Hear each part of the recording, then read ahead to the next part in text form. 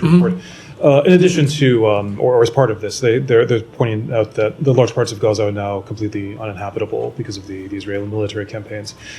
Does the State Department take issue with the facts behind that the military operation has done that? Sean, I'm certainly not going to stand up here and dispute the fact that there has been damage done to civilian infrastructure and numerous civilian facilities across Gaza, and have certainly made some of them inhabitable.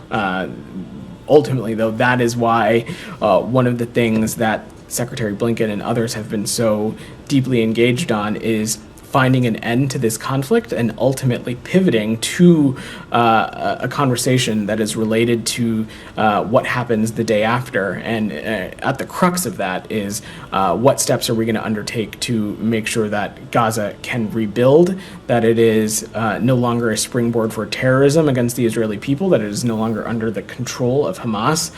All of those things we think are vital.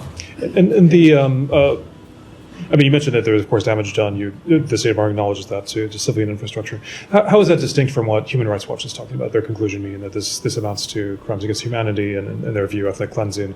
Why do you dispute that? So, I'm not going to get into the specifics of the report specifically. I haven't had the chance to read it in detail. It simply was asking Daphne's question if we agree with the conclusions that we've seen some kind of forced displacement, which we have not. That being said, that certainly would be a red line for the Secretary and certainly be a red line for us, which is something that we laid out pretty clearly in Tokyo almost a year ago.